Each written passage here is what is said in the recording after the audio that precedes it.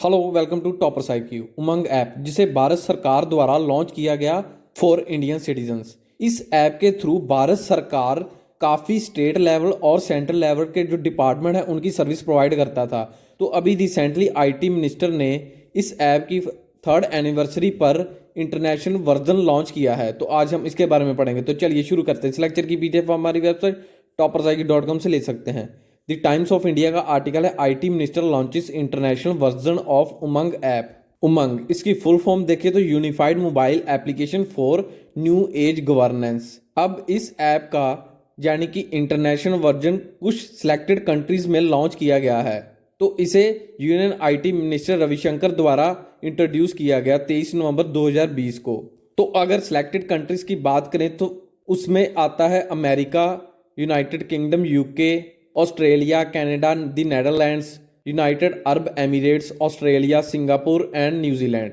इसका international version launch करने के लिए आईटी मिनिस्ट्री ने और एक्सटर्नल मिनिस्ट्री ने कुछ कोलैबोरेशन की और दूसरी कंट्री के साथ जो एक्सटर्नल मिनिस्टर थे उनके साथ भी कुछ कोलैबोरेशन की हैं।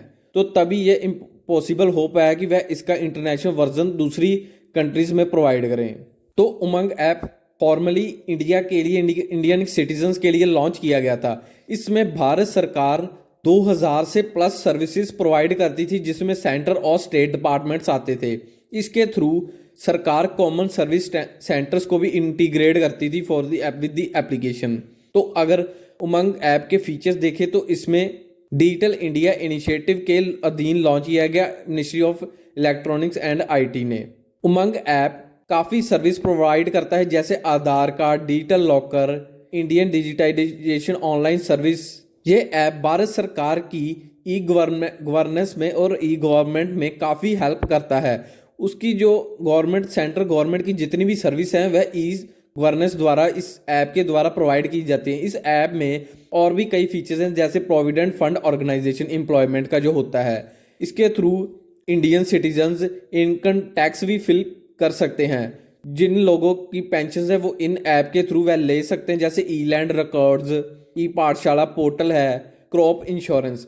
ये सभी फीचर्स और सर्विसेज इस ऐप द्वारा प्रोवाइड की जाती है। यानी कि अगर आने वाले समय में किसी भी इंडियन सिटीजन को अपनी लैंड के जो कोई ज़मीन के कागजात या उसके नंबर देखने होते हैं तो इस ऐप के थ्रू वह देख सकते हैं। और इस ऐप में किसानों के लिए एक बहुत ही बढ़िया फीचर भी ऐड किया गया है। इस ऐप ने आईएमडी इंडियन मेट्रोलॉजिकल डिपार्टमेंट के साथ कोलैबोरेशन करके भारत सरकार ने इसमें एक वेदर फोरकास्ट सर्विस भी प्रोवाइड की है। इसमें वह किसान तकरीबन आने वाले 7 दिनों या एक हफ्ते तक जो cyclones warning, sunrise, sunset, humidity और रेनफॉल की जो अपडेट्स हैं वह यहाँ से भी देख सकते हैं। तो इस ऐप को 2017 में भारत सरकार ने लॉन्च किया था और इस साल इसकी थर्ड एनिवर्सरी सेलिब्रेट की। तो इसी मौके पर भारत सरकार ने इसका इंटरनेशनल वर्जन भी रिलीज किया। तो इस ऐप में देखें तो एक्सपेक्शनली प्रोवाइडिंग 2039 सर्विस प्रोवाइड करता है इन इंडिया। तो इनमें से 373 सेंट्रल डिपार्टमेंट और 1179 सर्विसेज हैं जो कि यूटिलिटी बिल पेमेंट हैं, और 487 जो स्टेट डिपार्टमेंट्स हैं वह भी अपनी सर्विस प्रोवाइड करते हैं। तो अभी करंट डेटा देखें तो अभी तक 25 मिलियन इंडियन यूजर्स ने इसे डाउनलोड करके रजिस्टर किया है, और ओवरऑल एंड्रॉयड और आईएस डिवाइसेस में 37 मिलियन 3.7 करोड़ यूजर्स हैं इस ऐप के। अगर इसी साल मार्च की बात करें तो तब उमंग ऐप सिर्फ 643 सर्विसेज प्रोवाइड करता था। तो जब एक डिजिटल इंडिया के अधीन इसको और प्रमोट किया गया तो इसने काफ़ी लार्जली और तेज़ी से ग्रो किया। उसको मद्देनजर रखते भारत ने इसमें कुछ और भी फीचर्स ऐड किए और भी सर्विस प्रोवाइड की। यह ऐप इंडियन मल्टीपल लैंग्वेज में अवेलेबल है। तो इसमें Bharat bill payment system, BPS, PAN card, EPSO service, Aadhaar card, Pradhan Mantri Kaushal Vikas Yojana service और All India Council for Technical Education, CBSE, tax fees and utility bills, education, job search, tax, business, health, agriculture service, travel, birth certificate, e district passport और weather जैसी सभी service provide की गई हैं।